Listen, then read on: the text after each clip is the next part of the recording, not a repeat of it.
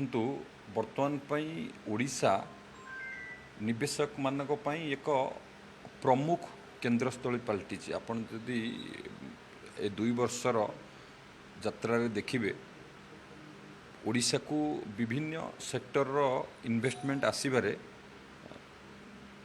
आनिबारे आमे सफल होइछु एवं टेक्सटाइल हो रिन्यूएबल एनर्जी केमिकल पेट्रोकेमिकल ये सब सेक्टर रे विभिन्न न्यू एज इंडस्ट्री रो इन्वेस्टमेंट आनिबारे मध्य आम सरकार सफल होइछि एवं आसंता मासरे अगस्त मासरे मध्य कार्यक्रम रहिछि फूड प्रोसेसिंग उपरे एक रोड शो आयोजन करा जिवो एवं विभिन्न इंडस्ट्रियलिस्ट मानक सहित मध्य माननीय मुख्यमंत्री मध्य 1-to-1 आलोचनार मध्य रही रोड शो हम एवं किभली भाव में फूड प्रोसेसिंग सेक्टर रे आहुरी अधिक इन्वेस्टमेंट ओडिशा को आसीबो से नहीं कि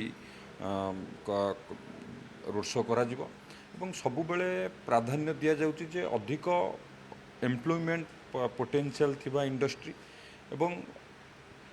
विभिन्न जो नुआ नुआ इंडस्ट्री ओडिशा रे नाही किभली भाव में ओडिशा रे हबो ताकू गुरुत्व दिया जाय कि 2 वर्ष भितर बहुत गुड़िया कार्य होईची एवं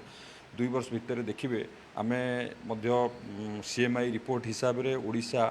सेकेंड हाईएस्ट अच्छी इन्वेस्टर को अट्रैक्ट करिवारे एवं ग्राउंड ब्रेकिंग इनागुरेशन भी देखिए 2 वर्ष भितर आमे ये बहुत भल रेकर्ड संख्यक ग्राउंड ब्रेकिंग भी होईची तेणु माननीय मुख्यमंत्री जो लक्ष्य अच्छी समृद्ध ओडिशा विकसित ओडिशा गठन लक्ष्य तो से लक्ष्य नहीं कि से विजन को पूरा करने सरकार काम करुँच केवल जे शिल्प आसो ता नुहे आपण मैंने भी देखते स्किल को मध्य गुरुत्व सब बेले दि जाऊँगी आम भी मध्य इंडिया स्किल कंपटीशन रे आम ओडिशा मध्य नेशनल चैंपियन मध्य है पाखापाखि 57 जन आमर छात्र छात्री माने सेठी मेडल पाइले एबे आमर से छात्र छात्री माने समस्ते वर्ल्ड स्किल कंपटीशन पई माने निजुकु प्रस्तुत करूचंती एवं इकोनॉमिक सर्वे हिसाब रे जदि भी देखिबे ओडिशा बेस्ट प्रैक्टिस हिसाब रे इकोनॉमी सर्वे मध्य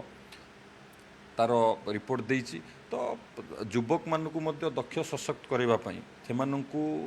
नियुक्ति पई प्रस्तुत करबा सहित आत्मनिर्भर होबा पई मध्य युवक वर्ग को मध्य ता उपरे गुरुत्व दिया जाई काम करूछि ये एक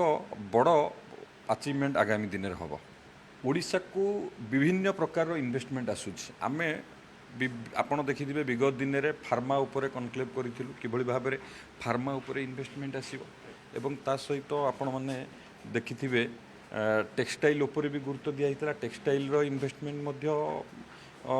भल इन्वेस्टमेंट ओडिशा को आसीथिला रिन्यूएबल एनर्जी सेक्टर भी आसी एबे फूड प्रोसेसिंग उपरे गुरुत्व दिया जाउची फूड प्रोसेसिंग सेक्टर उपरे कनक्लेव हम इन्वेस्टर मानक सहित 1-to-1 मध्य मीट हो ता सहित आहुरी अन्यान्य मध्य कार्यक्रम रहिबो किंतु